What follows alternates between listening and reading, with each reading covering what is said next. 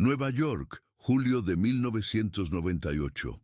El calor del verano se intensificaba sobre Manhattan mientras Susan Blackwood ajustaba los sombreros idénticos de sus hijas gemelas de 6 años. Laura y Emma Blackwood, con sus vestidos azul marino a juego y zapatillas blancas, daban pequeños saltos de emoción frente al imponente Empire State Building.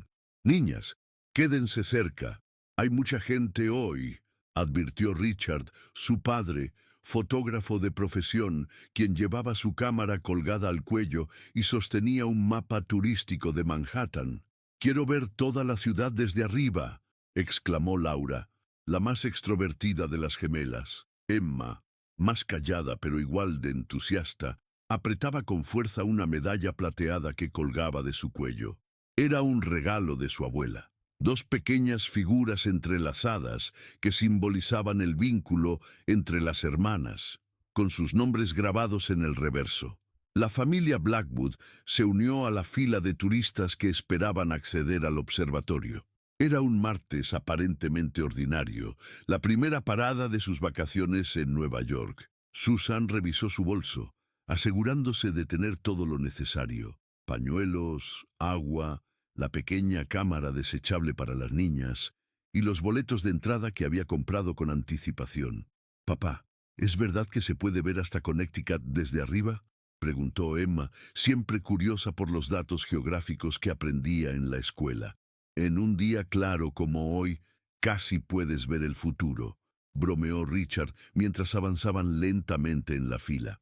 Finalmente llegaron al vestíbulo principal, con su espectacular techo Art Deco. Las niñas miraban maravilladas los detalles dorados y las luces que parecían estrellas. Tomaron el primer ascensor hasta el piso 80, donde hicieron una breve parada antes de continuar hacia el observatorio principal. «Vamos a tomar unas fotos aquí antes de subir al mirador», sugirió Richard, ajustando su cámara. «Susan, ponte con las niñas junto a aquella ventana. La luz es perfecta». Susan tomó a sus hijas de la mano y posaron sonrientes. El lugar estaba abarrotado de turistas, muchos hablando en diversos idiomas, creando un bullicio constante que rebotaba contra las paredes. «Necesito ir al baño», susurró Emma a su madre tras finalizar las fotos. «Yo también», añadió Laura inmediatamente, como solía ocurrir con las gemelas, que a menudo compartían las mismas necesidades casi al unísono. Susan miró a Richard, quien estaba distraído cambiando el rollo de su cámara. «Voy a llevar a las niñas al baño», le informó. «Nos encontramos aquí mismo en 5 minutos». Richard asintió sin levantar la vista de su cámara. «No tarden. Quiero que lleguemos al observatorio antes de que se forme más fila». Susan tomó a las gemelas de la mano y se dirigió hacia los baños, navegando entre la multitud. El baño de mujeres estaba casi tan concurrido como el resto del edificio. Esperaron pacientemente mientras Emma balanceaba su medalla entre los dedos, un gesto que hacía cuando estaba ansiosa o emocionada. «Mamá, ¿podemos comprar un recuerdo después?», preguntó Laura, señalando hacia una pequeña tienda de souvenirs que habían pasado en el camino. «Ya veremos, cariño. Primero terminemos la visita al observatorio», respondió Susan. Cuando finalmente fue su turno, Susan permitió que las niñas entraran juntas a un cubículo mientras ella esperaba fuera. «No tarden, papá nos está esperando», le recordó a través de la puerta. Pasaron 2 minutos, 3. Susan comenzó a impacientarse. «Laura, Emma, ¿están bien?», preguntó golpeando suavemente la puerta. Sin respuesta. «Niñas», insistió con mayor preocupación, golpeando más fuerte. Al no obtener respuesta, Susan empujó la puerta, que se abrió sin resistencia. El cubículo estaba vacío. La confusión inicial se transformó rápidamente en pánico. Susan salió apresuradamente del baño, buscando a sus hijas entre la multitud. Tal vez habían salido mientras ella esperaba y habían regresado con Richard. Corrió de vuelta al punto de encuentro, pero Richard estaba solo, aún esperando. «¿Dónde están las niñas?», preguntó él al ver a Susan regresar sin ellas. No lo sé. Estaban en el baño y luego desaparecieron, respondió Susan, con la voz entrecortada por el miedo creciente. Los siguientes minutos se convirtieron en un borrón de actividad frenética. Richard y Susan recorrieron el piso completo, llamando a gritos a sus hijas. Alertaron a la seguridad del edificio, quienes rápidamente implementaron el protocolo para niños perdidos. Bloquearon las salidas principales, revisaron cada piso accesible al público y difundieron la descripción de las gemelas por los altavoces. Dos niñas, 6 años, vestidos azul marino, sombreros blancos, zapatillas blancas, gemelas idénticas. Por favor, repórtense a seguridad si las ven. Resonaba la voz por todo el edificio. Mientras el sol de la tarde comenzaba a descender sobre Manhattan, la búsqueda se intensificó. La policía llegó al Empire State Building. Se revisaron las grabaciones de las cámaras de seguridad. Se entrevistó a decenas de turistas. Pero Laura y Emma Blackwood habían desaparecido sin dejar rastro, como si el emblemático edificio neoyorquino las hubiera engullido, dejando tras de sí solo preguntas sin respuesta y el inicio de una búsqueda que consumiría la vida de sus padres. En el caos de aquel momento, nadie notó la pequeña medalla plateada que se había desprendido del cuello de Emma, cayendo por una estrecha rendija en el suelo cerca del área de renovación del piso 60, donde quedaría atrapada, silenciosa testigo de un misterio que tardaría más de 2 décadas en comenzar a desentrañarse. Nueva York, marzo de 2020.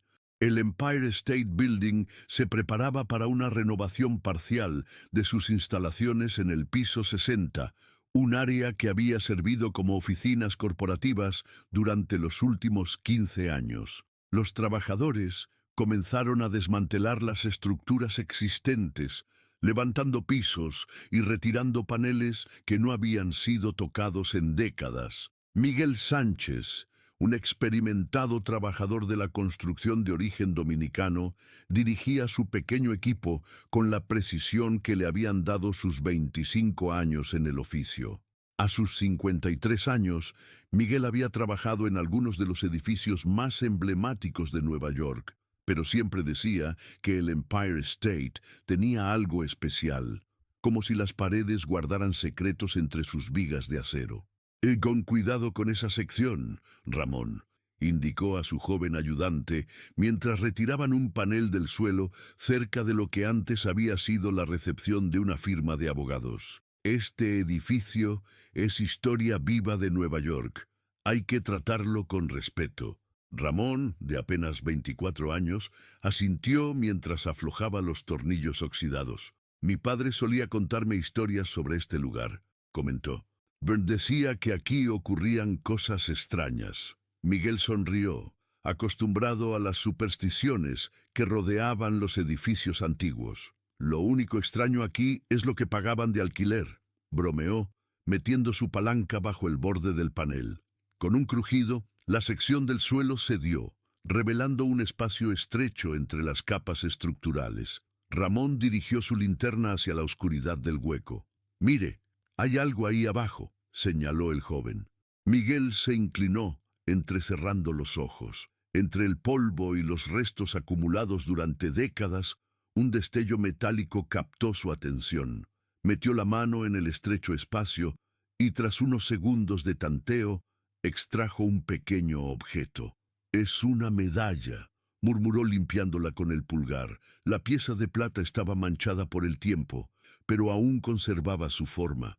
2 figuras entrelazadas. Miguel la giró y notó una inscripción en el reverso, apenas legible bajo la capa de suciedad.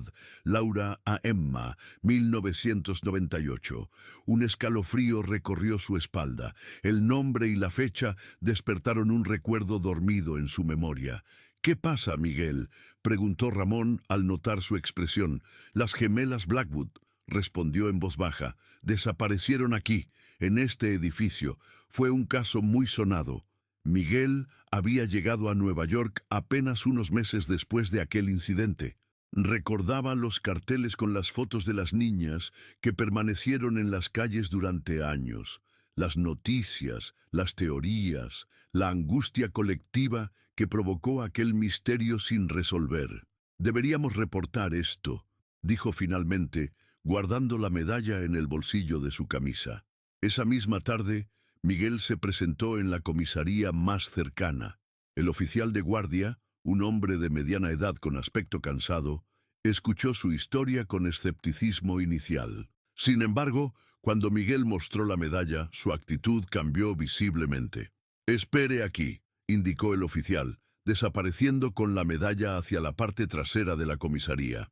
20 minutos después, Miguel se encontraba en una pequeña sala de reuniones frente a la detective Diana Torres, especialista en casos sin resolver del Departamento de Policía de Nueva York.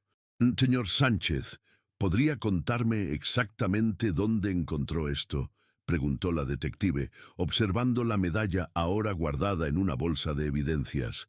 Miguel describió detalladamente la ubicación. Estaba entre dos capas del suelo, como si hubiera caído por una rendija y quedado atrapada allí. La detective Torres tomó notas mientras escuchaba. A sus 42 años, llevaba más de una década revisando casos fríos, pero el de las gemelas Blackwood siempre había tenido un lugar especial en su memoria profesional. Era uno de esos misterios que definían carreras, el tipo de caso que los detectives mencionaban cuando les preguntaban por el que nunca pudieron resolver. «El caso Blackwood nunca se cerró oficialmente», explicó.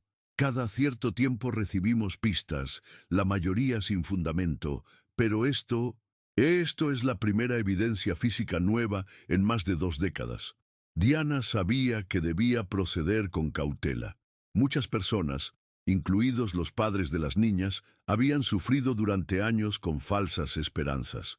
«¿Hay alguna posibilidad de que esta medalla haya sido colocada recientemente?», preguntó.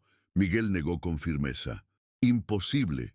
Esa sección no se había tocado desde la renovación de 2003 y la rendija estaba sellada. Además, mire el estado de oxidación. Ha estado allí mucho tiempo». La detective asintió, convencida por la lógica del argumento. Sacó su teléfono y realizó una llamada breve. «Necesito que verifiquen algo en los archivos del caso Blackwood», solicitó.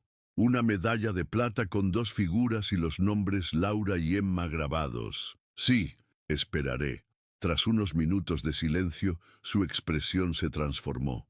«¿Están seguros? Gracias». Volvió a mirar a Miguel con renovado interés. En la declaración original, los padres mencionaron que Emma, una de las gemelas, llevaba una medalla exactamente como esta el día de la desaparición. Susan Blackwood, la madre, la describió con precisión, incluyendo la inscripción. «¿Qué significa esto para el caso?», preguntó Miguel.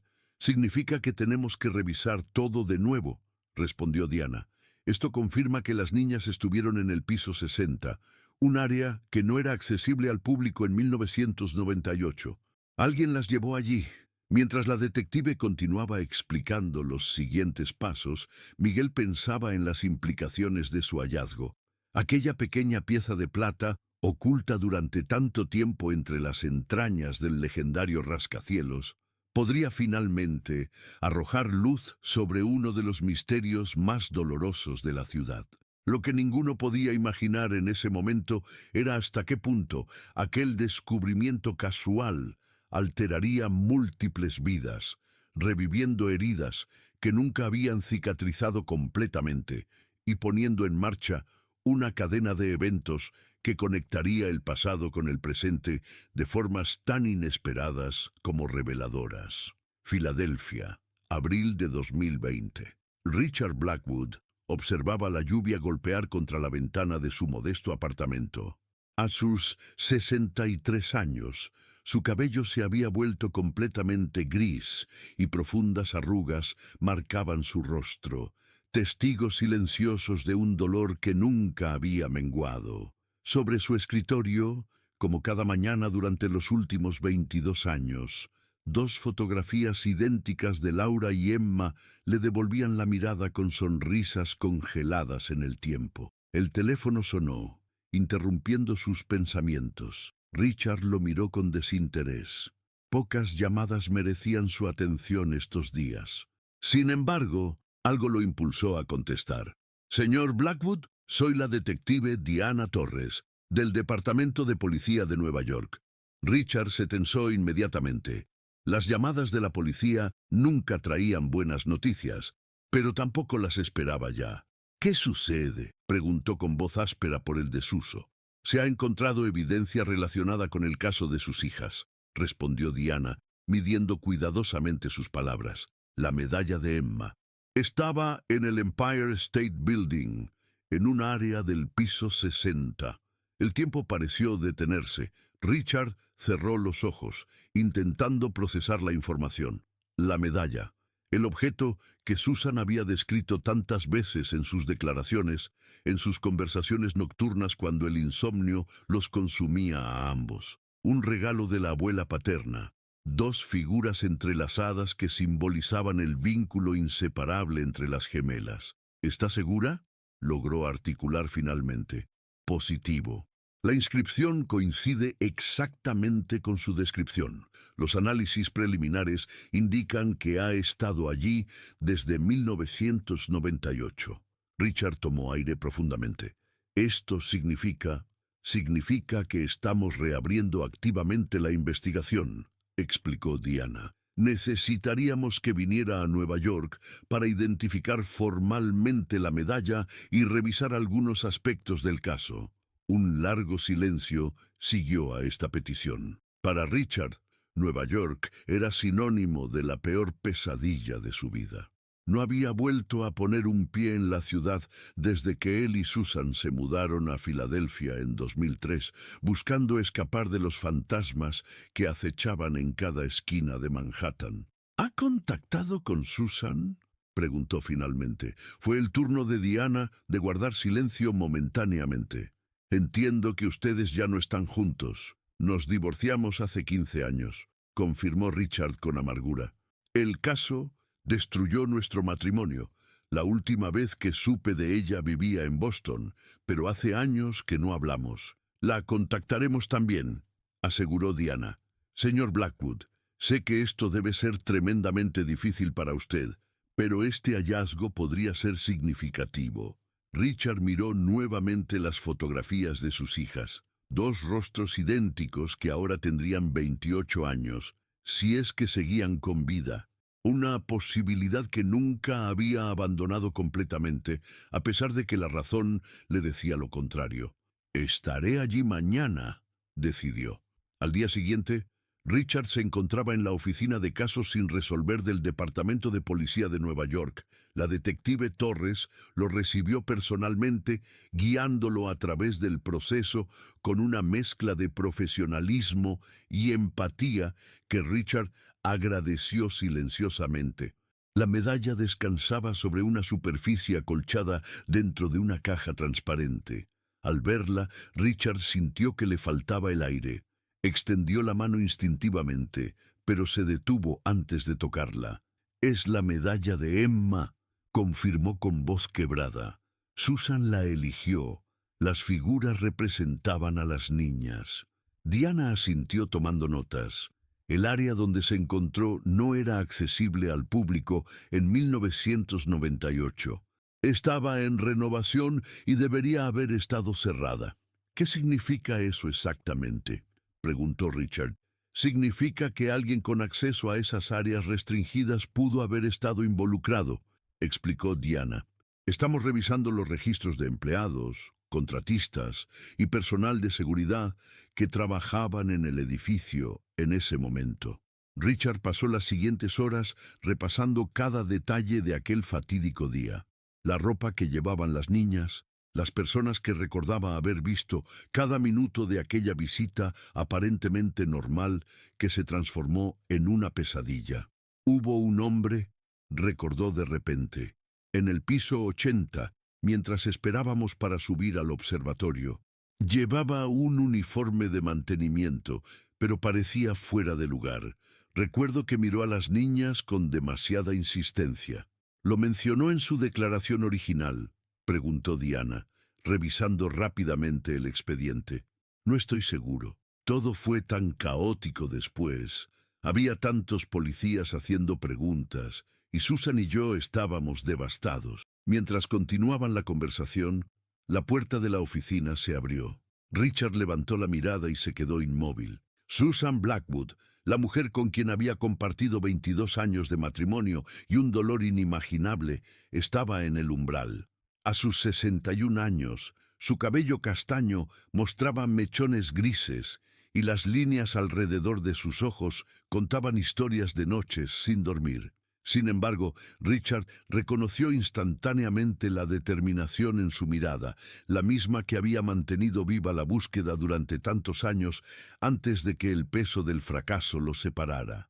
«Richard», dijo ella simplemente, su voz más grave de lo que recordaba. «Susan», respondió él, sintiendo una oleada de emociones contradictorias. La detective Torres observó el reencuentro con respeto profesional. «Señora Blackwood, gracias por venir tan rápido». Susan avanzó hacia la mesa donde estaba la medalla. Su reacción fue más contenida que la de Richard, pero no menos intensa. Años de terapia le habían enseñado a procesar el dolor de manera diferente. «Es la medalla de Emma», confirmó. «Se la regaló mi suegra en su 5º cumpleaños». Diana procedió a explicarle a Susan los mismos detalles que había compartido con Richard, añadiendo la nueva información sobre el posible empleado de mantenimiento. «Siempre supe que alguien del edificio estaba involucrado», afirmó Susan con una convicción que sorprendió a Richard. «La forma en que desaparecieron tan rápido, sin que nadie las viera. Tenía que ser alguien que conociera los pasadizos, las áreas restringidas. Hemos identificado a 17 personas que trabajaban en mantenimiento en 1998, explicó Diana. Estamos localizándolos a todos». Mientras la reunión continuaba, Richard observaba a Susan disimuladamente. El divorcio había sido amargo, alimentado por el dolor y la culpa mutua.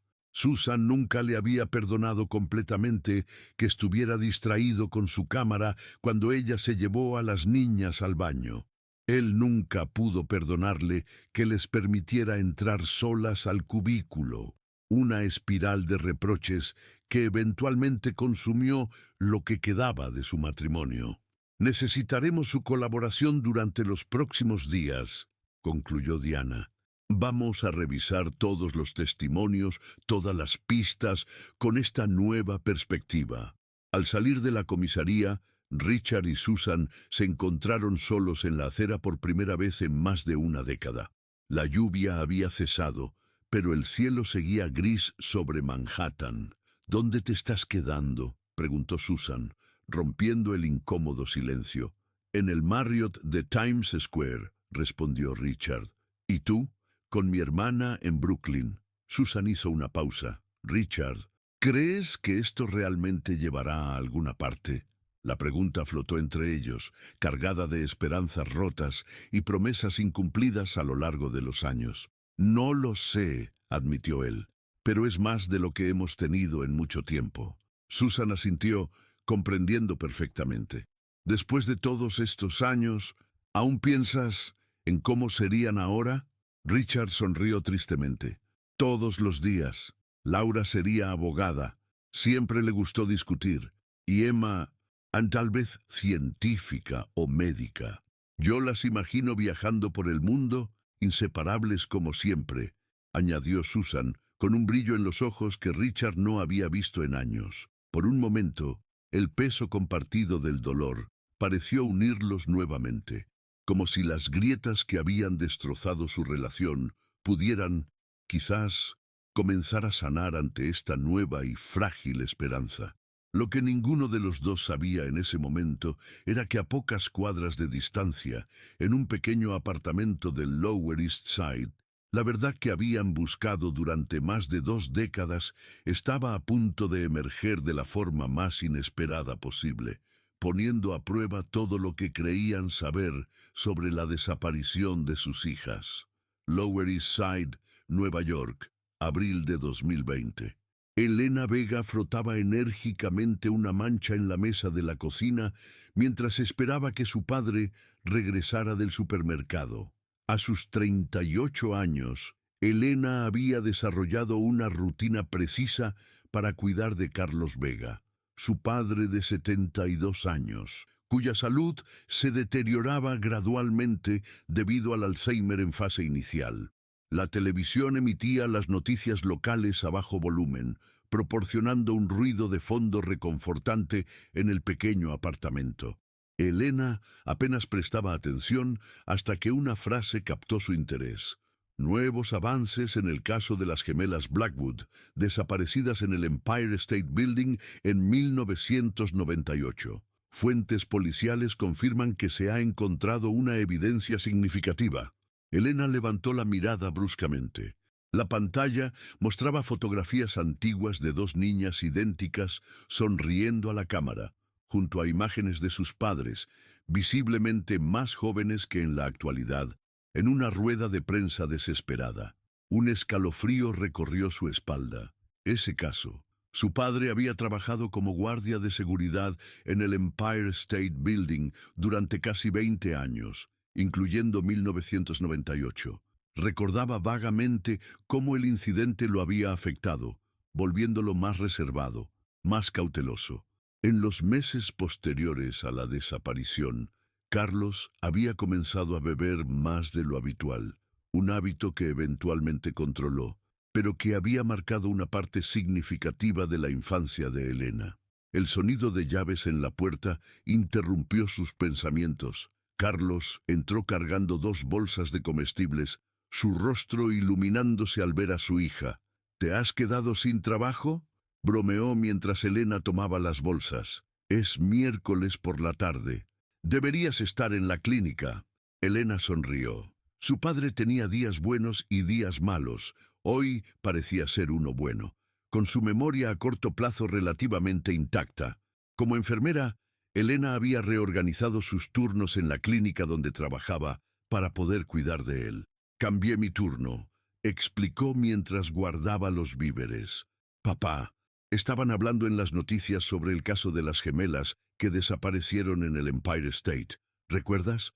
Tú trabajabas allí entonces. El cambio en la expresión de Carlos fue sutil, pero inconfundible. Una tensión repentina en los hombros, una mirada esquiva. Hace mucho tiempo, respondió, dirigiéndose al refrigerador. Muchas cosas han pasado desde entonces. Elena observó la reacción de su padre con preocupación profesional.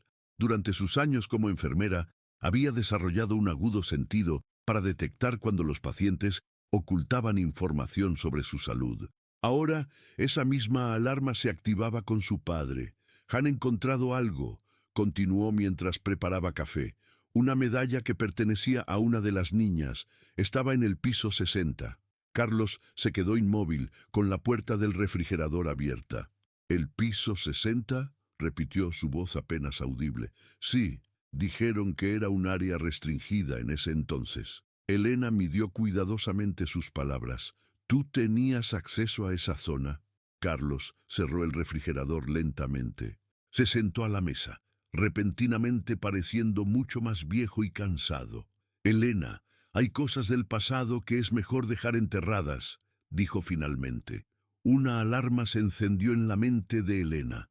En 20 años, su padre nunca había hablado así sobre ningún tema.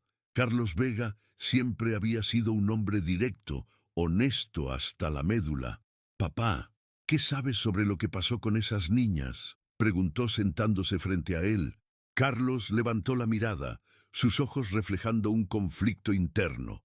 No es lo que yo sé, respondió lentamente. Es lo que vi y lo que no dije. Las siguientes 2 horas transformaron todo lo que Elena creía saber sobre su padre.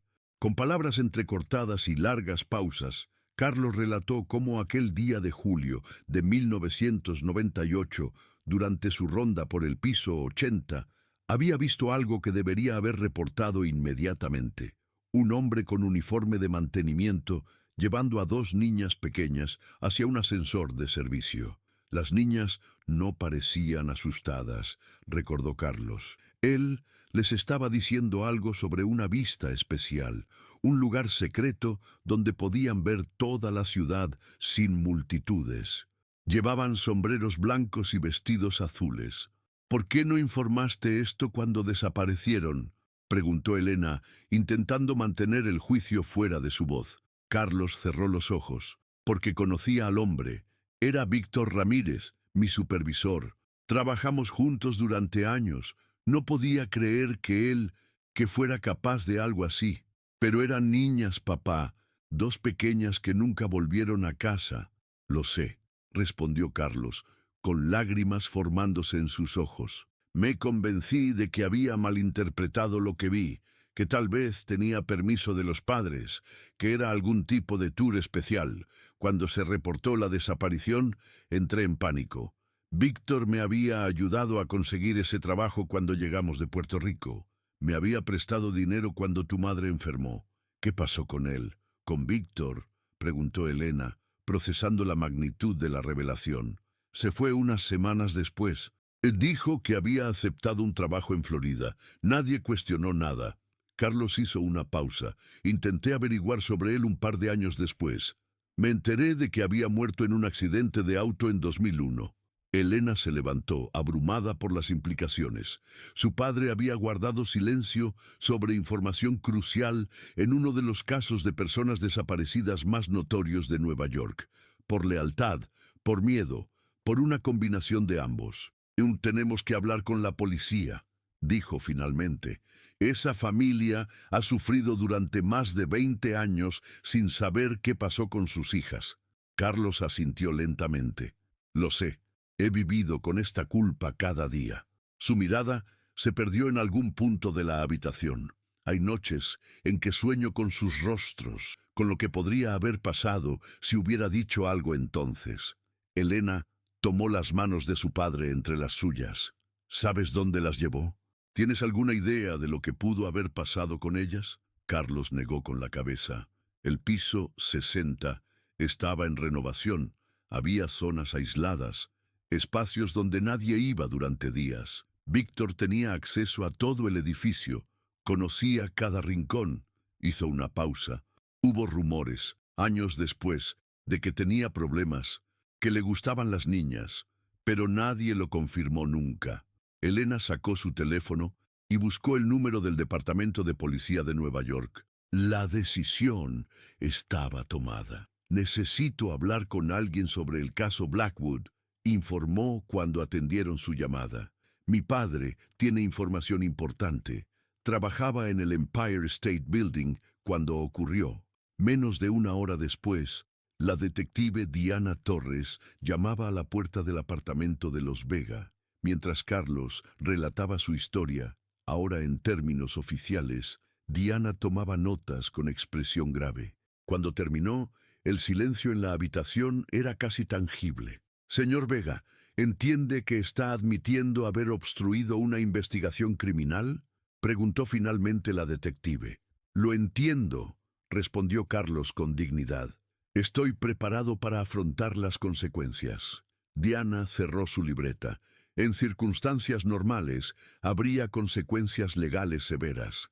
Sin embargo, dado el tiempo transcurrido, su cooperación actual miró brevemente a Elena. Su condición médica, nuestro enfoque principal es resolver el caso. ¿Qué sucederá ahora?, preguntó Elena. Necesitaremos una declaración formal en la comisaría, explicó Diana. También tendremos que investigar todo lo relacionado con Víctor Ramírez. Si falleció, como indica su padre, buscaremos familiares, registros, cualquier propiedad que pudiera haber tenido. Mientras la detective continuaba explicando el proceso, Carlos parecía liberar un peso que había cargado durante décadas. Su rostro, aunque cansado, mostraba una serenidad que Elena no había visto en años. Lo que ninguno podía saber en ese momento era que la confesión de Carlos Vega estaba a punto de desencadenar una serie de eventos que, como piezas de dominó perfectamente alineadas, revelarían finalmente el destino de Laura y Emma Blackwood, llevando a un cierre que nadie podría haber anticipado. 3 días después de la confesión de Carlos Vega, la investigación avanzaba a un ritmo vertiginoso. La detective Diana Torres había establecido un centro de operaciones en una sala de conferencias de la comisaría, con fotografías, cronologías y mapas cubriendo las paredes. En el centro, la imagen de Víctor Ramírez, obtenida de antiguos registros de empleados del Empire State Building, presidía el tablero. Richard y Susan Blackwood habían sido informados de los nuevos desarrollos. Después del shock inicial y la ira comprensible hacia Carlos Vega, ambos se habían sumergido en el proceso, revisando cada detalle con la detective Torres, buscando en sus recuerdos cualquier indicio que pudiera haber pasado desapercibido durante 2 décadas. Víctor Ramírez se mudó a Florida en septiembre de 1998, apenas 2 meses después de la desaparición, explicó Diana durante una reunión con los Blackwood y Elena Vega, quien había solicitado estar presente. Consiguió trabajo como supervisor de mantenimiento en un complejo de apartamentos en Tampa. ¿Y realmente murió en 2001? Preguntó Susan, estudiando la fotografía del hombre que posiblemente había sido el último en ver a sus hijas con vida. Diana asintió. Accidente automovilístico en la I-75. Iba solo. Noche lluviosa. Perdió el control del vehículo. Conveniente, murmuró Richard con amargura. Hemos localizado a su hermana en Orlando, continuó Diana. Maritza Ramírez. No tenían mucha relación, pero ella heredó sus posesiones, incluyendo una pequeña cabaña en los Everglades, que aparentemente Víctor compró en efectivo pocas semanas después de mudarse a Florida. Un silencio tenso invadió la sala. Las implicaciones eran demasiado ominosas para verbalizarlas. ¿Han inspeccionado la cabaña?, preguntó Elena finalmente. Un equipo está en camino, respondió Diana. La propiedad ha estado abandonada durante años, según Maritza. Después de la muerte de Víctor, ella nunca se interesó por ella. Está en una zona bastante remota. Richard se levantó abruptamente, caminando hacia la ventana. Las últimas semanas habían sido una montaña rusa emocional. Por primera vez en más de 2 décadas, existía un camino claro a seguir, una dirección concreta. Pero ese camino podría conducir al peor de los desenlaces, confirmando los temores que habían acechado sus pesadillas durante años. Susan lo observaba, reconociendo su lucha interna, porque era también la suya. Necesitamos ir a Florida, dijo con determinación. Si encuentran algo en esa cabaña, tenemos que estar allí. Diana intercambió una mirada con su compañero, el detective James Morales, quien había permanecido en silencio en una esquina de la sala. Oh, entiendo su necesidad, respondió Diana con cautela. Pero es una investigación activa. Si encontramos evidencia relevante, son nuestras hijas, interrumpió Susan, su voz quebrándose ligeramente. Han pasado 22 años. No podemos simplemente esperar en Nueva York mientras otros buscan respuestas. Después de una breve discusión, se llegó a un compromiso. Richard y Susan volarían a Tampa, pero permanecerían en un hotel cercano mientras el equipo forense realizaba su trabajo. Solo cuando la escena estuviera procesada y asegurada, podrían acercarse a la propiedad.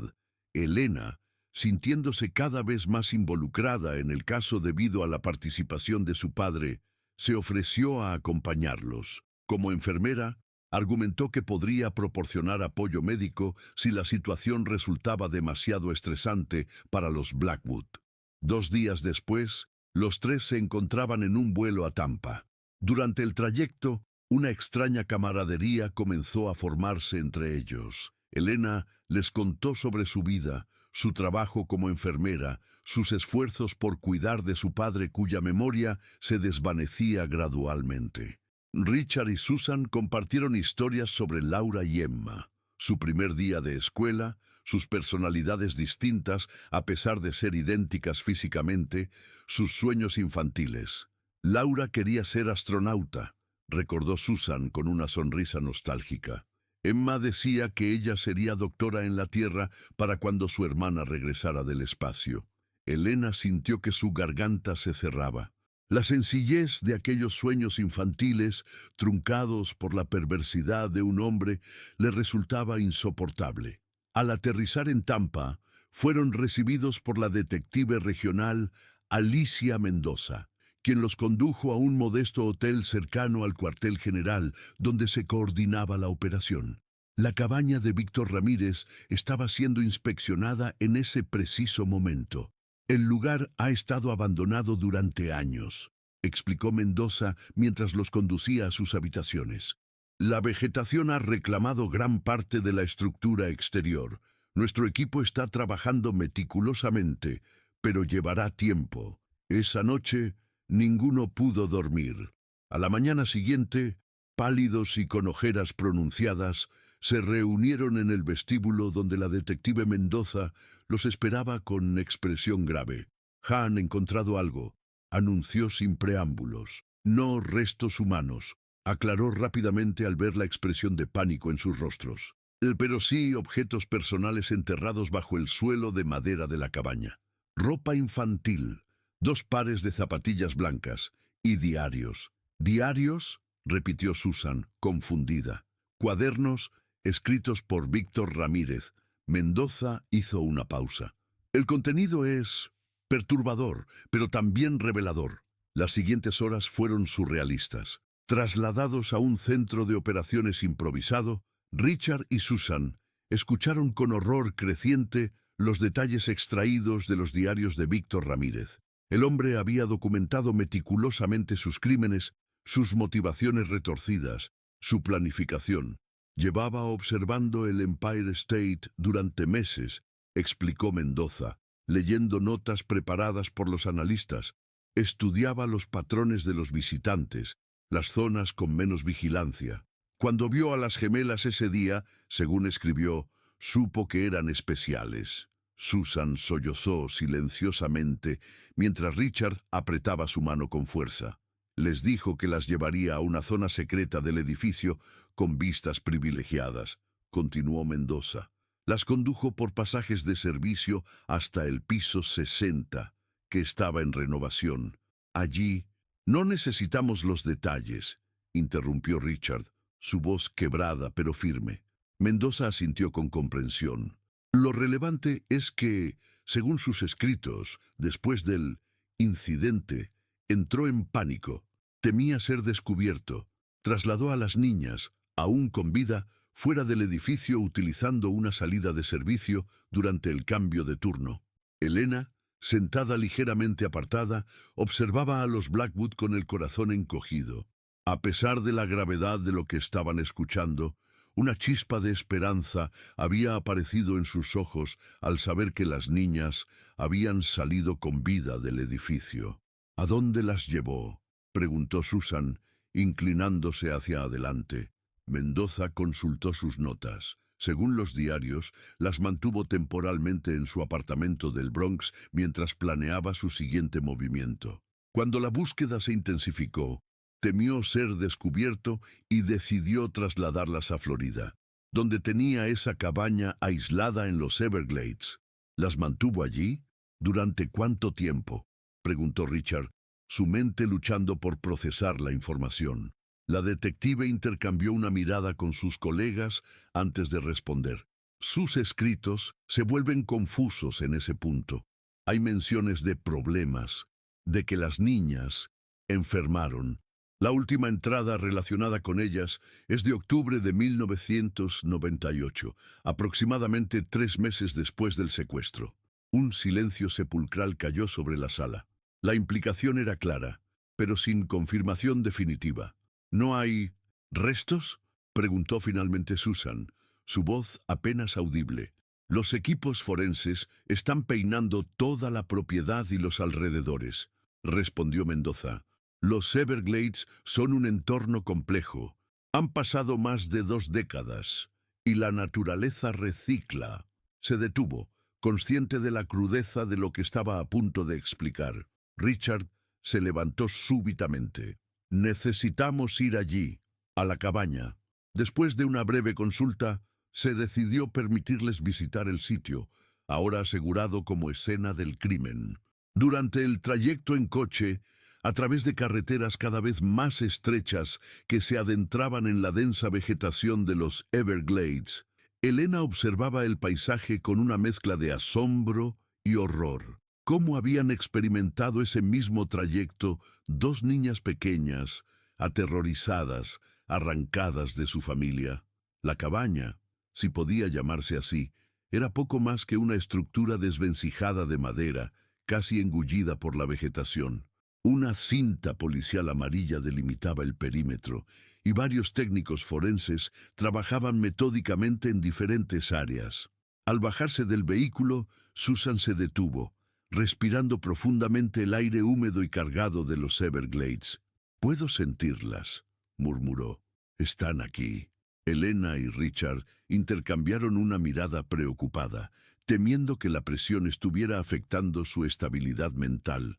Sin embargo, antes de que pudieran intervenir, uno de los técnicos forenses se acercó apresuradamente a la detective Mendoza. «Hemos encontrado algo», anunció con urgencia. «En el pantano, a unos 200 metros de la cabaña, un bote sumergido. Y hay restos humanos». La noticia impactó al grupo como una descarga eléctrica. Mientras los Blackwood permanecían paralizados, Mendoza corrió hacia el lugar indicado, seguida por Elena, quien sentía una inexplicable necesidad de verificar lo encontrado. Lo que descubrieron cambiaría para siempre el curso de la investigación y las vidas de todos los involucrados. El hallazgo en los Everglades no fue lo que todos temían. El bote sumergido contenía efectivamente restos humanos, pero el análisis preliminar indicaba que pertenecían a un hombre adulto. Junto a ellos, documentos de identidad severamente deteriorados, pero aún legibles. Víctor Ramírez. «No coincide», explicó la detective Mendoza, regresando junto a los Blackwood que esperaban ansiosamente. «El cuerpo encontrado es de un hombre, y según la identificación, es el propio Ramírez». «Pero eso es imposible», objetó Richard.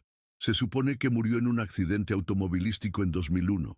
«O eso es lo que alguien quiso que pareciese», respondió Mendoza. «Necesitaremos pruebas de ADN para confirmarlo, pero si es Ramírez, toda la narrativa cambia». Durante las siguientes 48 horas, un nuevo escenario comenzó a tomar forma, tan inesperado que desafiaba todas las suposiciones anteriores. Los forenses determinaron que el cuerpo encontrado en el pantano presentaba una herida de bala en la cabeza. Habían pasado años, pero la evidencia de un homicidio era clara. Los diarios encontrados en la cabaña fueron analizados más a fondo. Las últimas entradas, que inicialmente parecían confusas, adquirieron un nuevo significado bajo esta luz. «Ya no puedo controlarlas. Están creciendo, haciendo preguntas. La mayor intentó escapar ayer. Alguien vino hoy, diciendo que podía ayudarme. Ofreció dinero por ellas. No confío, pero no tengo opciones. La última entrada, con fecha de septiembre de 1998, era aún más críptica. Acuerdo cerrado. Se las llevarán mañana a un lugar seguro. Me pagarán cuando estén establecidas. No debería haberlas traído aquí, pero ahora es tarde para arrepentimientos. Creemos que Ramírez vendió a las niñas a alguien más», explicó Diana Torres, quien había volado a Florida tras los nuevos descubrimientos. «Y luego, posiblemente, esa misma persona lo eliminó para borrar el rastro». «¿Vendidas? ¿A quién? ¿Para qué?», preguntó Susan, su voz temblando ante las implicaciones. Diana respiró profundamente. «Estamos investigando redes de tráfico de personas activas en Florida durante ese periodo. La buena noticia, si podemos llamarla así, es que esto abre la posibilidad de que sus hijas estén vivas. La esperanza, ese sentimiento que los Blackwood habían aprendido a dosificar cuidadosamente durante 2 décadas para no sucumbir a la desesperación, volvía a crecer, frágil pero persistente. Mientras los investigadores seguían esta nueva línea, Elena decidió explorar por su cuenta. Algo en los diarios de Ramírez había captado su atención. La mención de un lugar seguro, entre comillas, como si fuera un nombre o un código. Utilizando sus contactos en el ámbito médico, comenzó a investigar instituciones, orfanatos y centros de acogida en Florida que pudieran haber estado operativos en 1998. Su búsqueda la llevó a un antiguo hogar infantil a las afueras de Miami, Safe Haven, refugio seguro, cerrado en 2010 tras varias denuncias por irregularidades.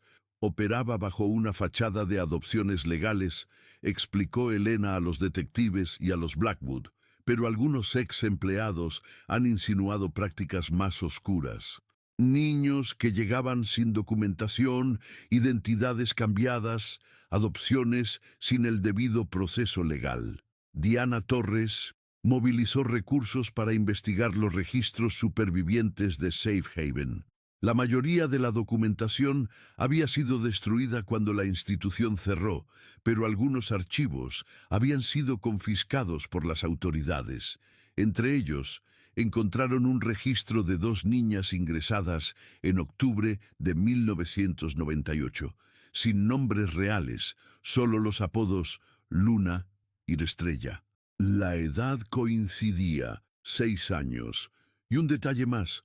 Habían sido adoptadas juntas por una familia en Argentina apenas 3 meses después.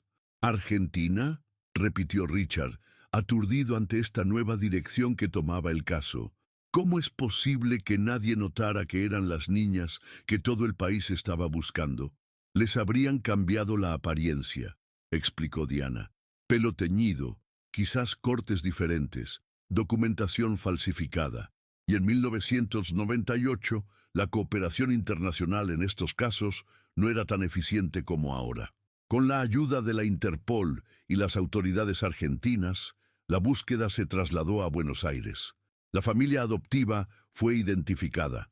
Los Mendoza, un matrimonio adinerado que había fallecido en un accidente aéreo en 2015. Su única dirección conocida era una estancia en la provincia de Buenos Aires. 2 semanas después del descubrimiento en los Everglades, Richard, Susan y Elena se encontraban en un vuelo a Argentina, acompañados por la detective Torres.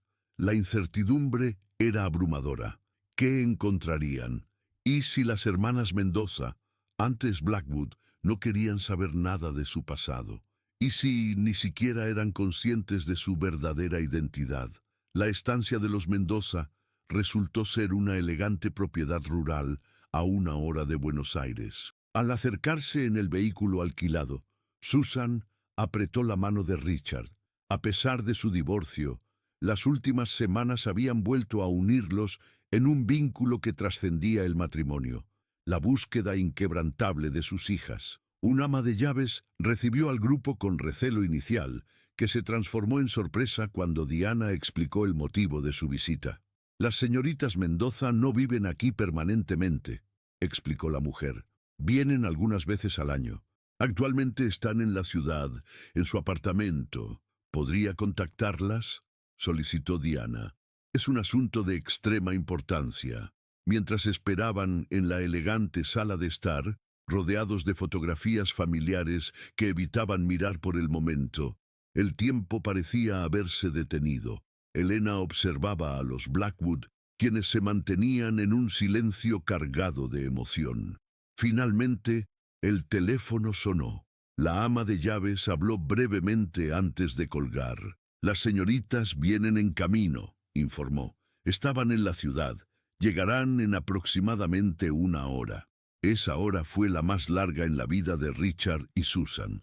Cada minuto parecía estirarse infinitamente.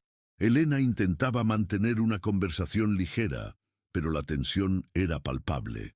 Cuando finalmente escucharon un vehículo acercarse por el camino de grava, todos se pusieron de pie simultáneamente. Susan se tambaleó ligeramente y Richard la sostuvo por el codo, un gesto instintivo que reflejaba años de matrimonio. La puerta principal se abrió, voces femeninas conversando en español, y entonces entraron a la sala. 2 mujeres idénticas de 28 años, cabello castaño oscuro, ojos penetrantes, vestían con elegancia casual, jeans, blusas de seda, botas de cuero. Se detuvieron en seco al ver al grupo de desconocidos. «¿Quiénes son ustedes?», preguntó una de ellas en perfecto español. Diana dio un paso adelante, presentándose en inglés, mientras la ama de llaves traducía. Explicó brevemente el motivo de su visita, mencionando el Empire State Building, el año 1998, y dos niñas desaparecidas. Las gemelas intercambiaron una mirada indescifrable. La que había hablado primero respondió en inglés fluido, pero con acento. «Creo que deberían explicarnos exactamente qué está pasando aquí». Durante la siguiente hora, Diana relató la historia completa. El secuestro, la investigación, los recientes descubrimientos, la conexión con Safe Haven y la adopción en Argentina. Las gemelas escucharon en silencio, sus expresiones cautelosas pero atentas. Cuando Diana terminó, una de ellas habló.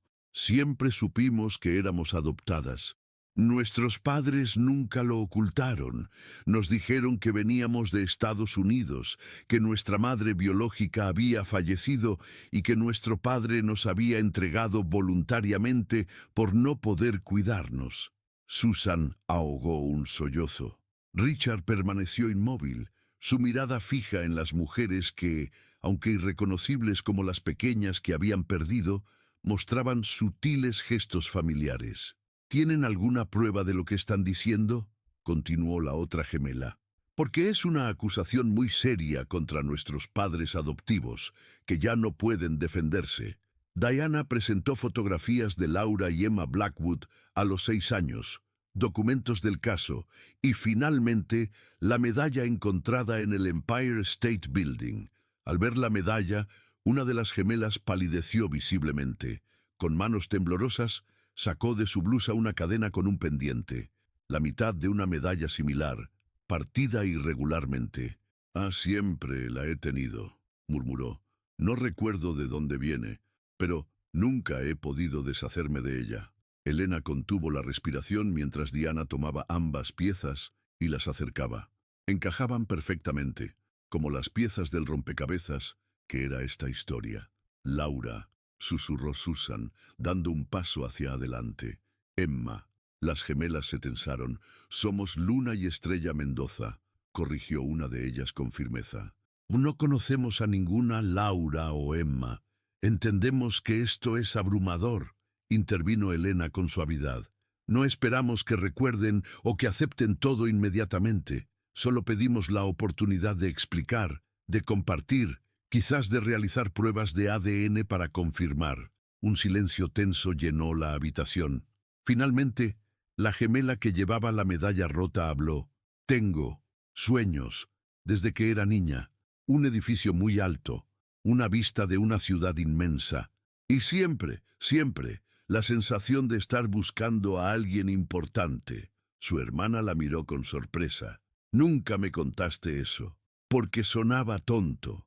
¿Cómo podía recordar un edificio en el que nunca había estado?» Richard dio un paso adelante, su voz quebrada pero determinada. «El Empire State Building.